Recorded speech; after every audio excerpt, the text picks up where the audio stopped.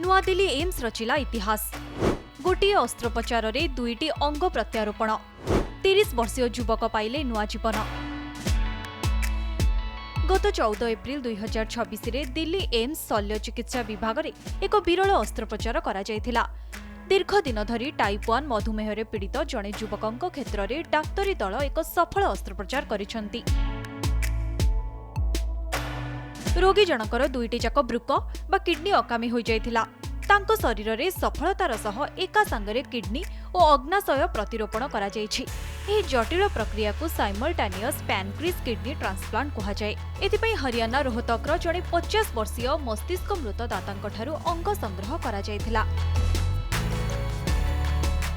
जो brain dead patients हैं उनसे जो ऑर्गन डोनेशन है अभी इंडिया में बहुत कम है, उसको और बहुत ज़्यादा बढ़ावा देने की ज़रूरत है। इवन प्राइम मिनिस्टर मोदी ने भी अपनी मन की बात में कहा कि ऑर्गन डोनेशन को हमें बढ़ाने की ज़रूरत है।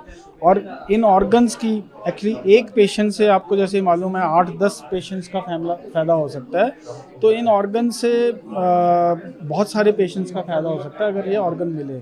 और ये जो स्पेशली अगर हम पैंक्रियास ट्रांसप्लांट की बात करें तो ये पैंक्रियास ट्रांसप्लांट बहुत ही सेंसिटिव ऑपरेशन होता है, बहुत ही टेक्निकली डिमांडिंग ऑपरेशन होता है। और बट पेशेंट को बहुत एडवांटेज होता है इसका और पेशेंट को बहुत फ़ायदा होता है। उसकी जो डायबिटीज़ बचपन से चल रही होती है वो डायबिटीज़ ऑलमोस्ट उसकी क्योर हो जाती है। और इसमें मैं जो मेरी टीम है सारी PGIMS रोहतक, PGI चंडीगढ़, जो हमारी यहाँ की टीम है नेफ्रोलॉजी की टीम है, डॉक्टर भौमिक, डॉक्टर राहुल हैं एनेस्थीसिया से, डॉक्टर निखिल टंडन जो अभी डायरेक्टर हैं हमारे, एंडोक्रिनोलॉजिस्ट हैं, उनकी हेल्प और ये सारी टीम वर्क की वजह से ये इतना सक्सेसफुल पैंक्रियास ट्रांसप्लांट हुआ है। एम्स में पहली बार नहीं हुई है, ये एम्स में तीसरी बार हुई है। बट एम्स में अभी ये सर्जरी 18 साल के बाद हुई है। उसका मेजर रीज़न है कि हमें ऑर्गन्स नहीं मिलते हैं। ऑर्गन्स जो ब्रेन डेड पेशेंट्स है ऑर्गन नहीं मिलते हैं, उसी की वजह से इतने सालों के बाद ये सर्जरी हो पाई है।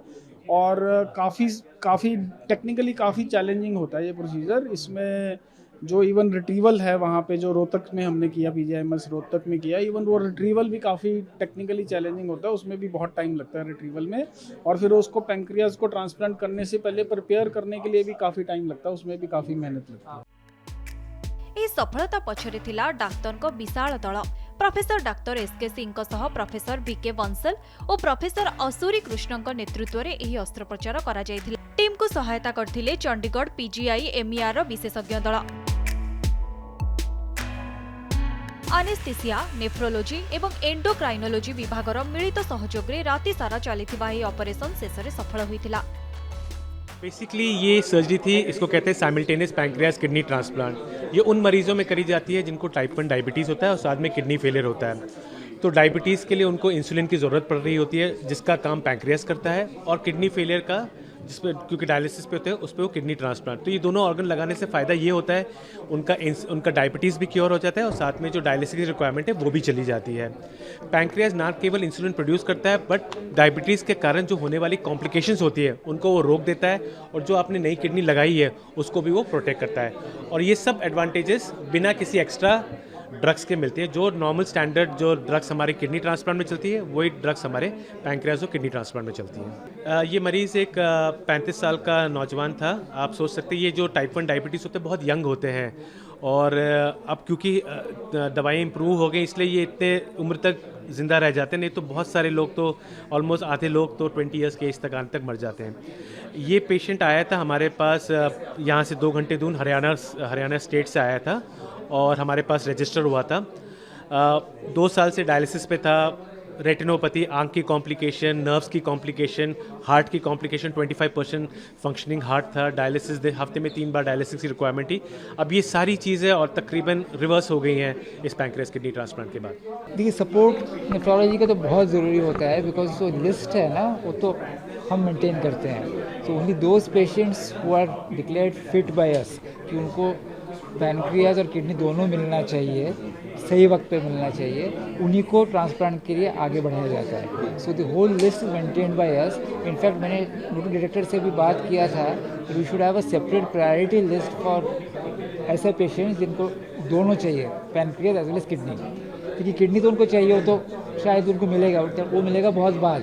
बट अब एक साथ अगर दोनों करेंगे उनके लिए सेपरेट प्रायोरिटी लिस्ट, तो इसके लिए तो मैंने काफ़ी उनसे बात किया, now that is been agreed, तो इसीलिए उनके लिए अभी अलग लिस्ट है। नहीं, सर्जरी बहुत डिफ़िकल्ट है, सर्जरी बहुत ही डिफ़िकल्ट इसलिए है कि पैनक्रियाज जो है ना, एक बहुत नाजुक ऑर्गन है, किडनी जैसा नहीं है, काफ़ी स्ट्रॉन्ग है, it's a very brittle organ, बहुत ही नाजुक ऑर्गन है, बट वो नाजुक है लेकिन वो डेंजरस है।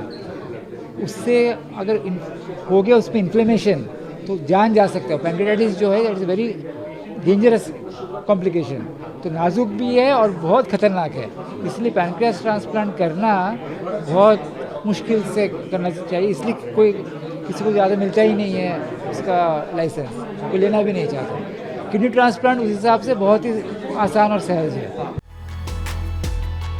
उभय अंग प्रतिरोपण पर रोगी को एबे आउ बारंबार इन्सुलिन नेबाकू पड़िबो नाही किंबा डायलिसिस उपरे निर्भर करिबाकू पड़िबोनी। नुआ अग्नाशय रक्तरे शर्करा स्तर को स्वाभाविक करुथिबा बेले नुआ किडनी शरीररू वर्ज्य वस्तु निष्कासन करुछि। रोगी स्वास्थ्य अवस्था मध्य स्थिर रहिछि।